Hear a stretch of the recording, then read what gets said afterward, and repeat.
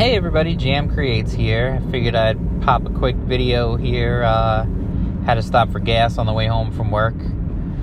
Got me thinking about price and comic books, of course, because, I relate a lot of things to comic books.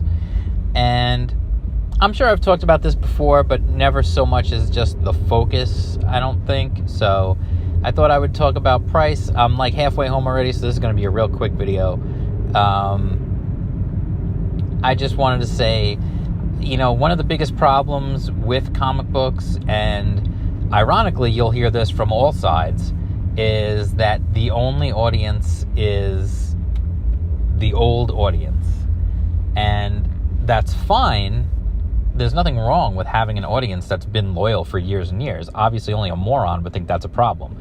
The problem is not drawing in anyone new so that you can either grow the audience as a whole, or you can continue to keep people getting into the hobby at a young age so that they will stick with it and they'll be a fan of it for a long time to come. Where do you think all these fans of all these characters came from? They were fans for years. They started when they were kids. And the movies are only going to get you so far, honestly. If you want to be successful in comic books, part of the thing is you need to be available to kids. And one of the ways that you are available to kids is you make yourself inexpensive. That way kids can afford to buy comic books. If you're a really big outfit, I think you can also offer up some free comics. Not just free comic book day, but like maybe online. If you're if you're a huge outfit like Marvel, you've got this gigantic library. You can offer a free book here and there. Maybe one. Honestly, you could probably offer a free book every day, and it's not going to hurt you. If anything, it would just get more people to read and hopefully get their attention. But even that, you're not going to, because they're not going to go into your closed environment that is pay only just to read one comic book a day. They just won't. I just don't see kids really doing that. And let's be honest, the main thing taking kids away from things like reading comic books is phones and tablets. It's not even so much video games anymore, because video games as a whole, they're still expensive. You've still got to shell out $300, $400 for a console, and then, $60, $70 for a retail game, or, $15 to $20 for a downloadable title or something. Some of them are less than that, obviously, but on your phone, practically everything is free. And if it's not free, it's super cheap. So, little kids, they're literally just, you're talking like 8-year-olds, 9-year-olds, 10-year-olds. They're just they're getting an iPad, or they're getting a phone, or whatever it is, or an iPod Touch, and they're just downloading free games left and right. They play them for 5 minutes, and then they get rid of it, or they play it for hours and hours and hours, and they never lay a dime into it. It's pretty hard to compete with that. It's pretty hard to compete with free. So you need to be in front of their faces. That's the first thing. You need to be where they can see you. And this is where I think Alterna gets it right, is they're not just in comic shops. They're trying to get into everywhere. They want to be where you can see them. Where do kids go? Let's be there. That's what makes the most sense to me. If you've got a local, to me, I honestly, I would recommend, if you've got a local ice cream shop or something, or even just a Carvel or something, maybe like a place where kids will go, a spinner rack in there with comic books that only cost $1.50 could be a really good hit. It's not going to, obviously, you're not going to make a huge, your company's not going to make its bottom line just from that, but that certainly wouldn't hurt to get your characters in front of people. Now, Marvel does have that True Believers line, and they're only $1 a piece, which is cool. They're old comic books.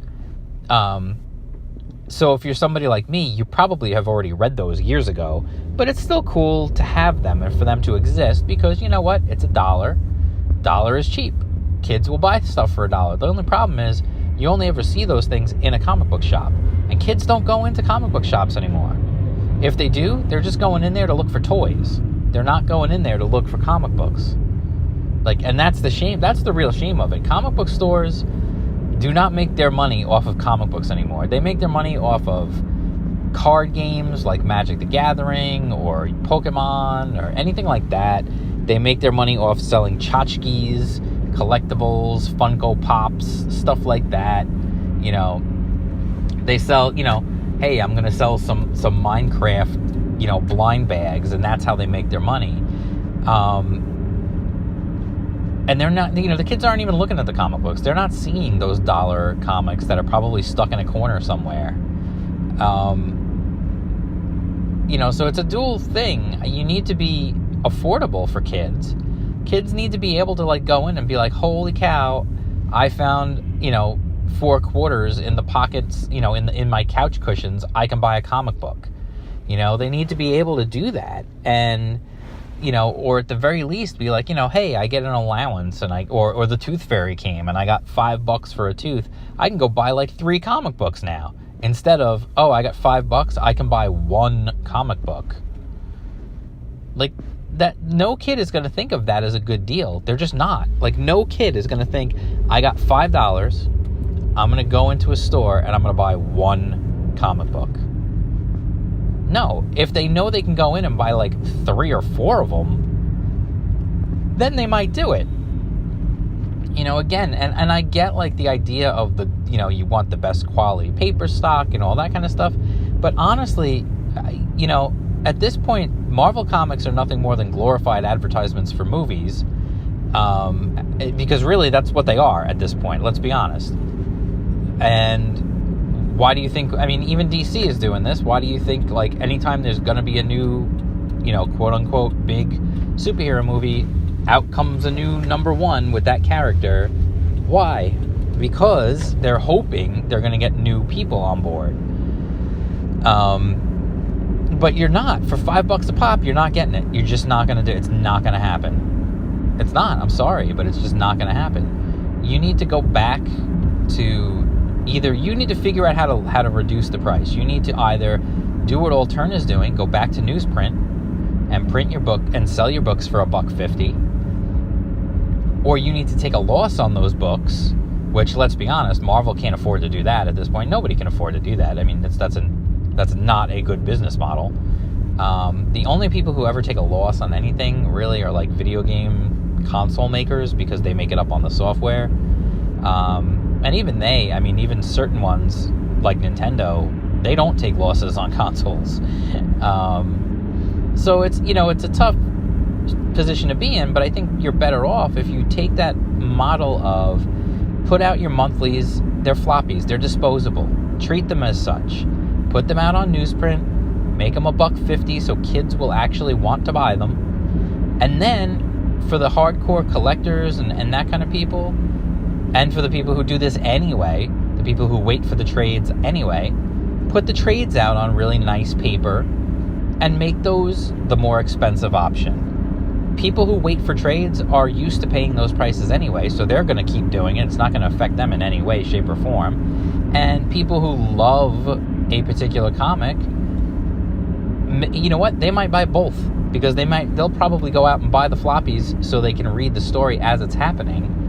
And then they'll either trash the floppies, or maybe they'll pass them on to someone else to read, and they'll buy the trade paperback later because they want to have it to keep. It's just my 2 cents about saving some dollars and cents and making some dollars and cents. I think comic books are just too expensive. I think it's the bottom line.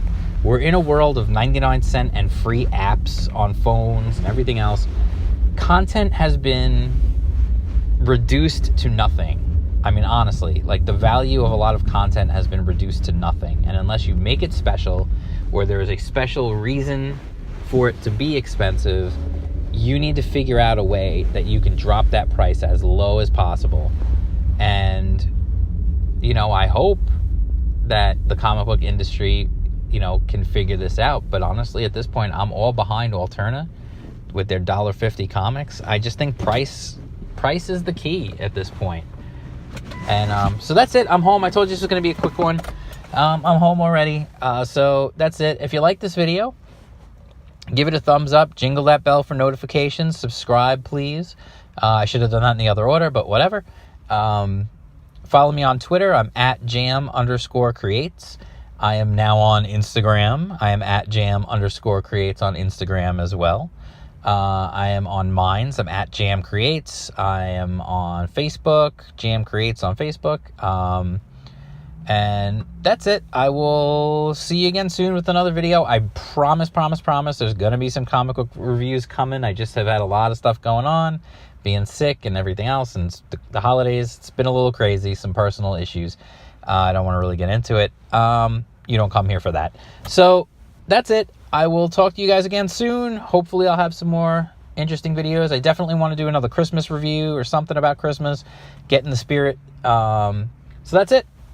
I'm out. And I will see you later. Peace out, Cub Scout.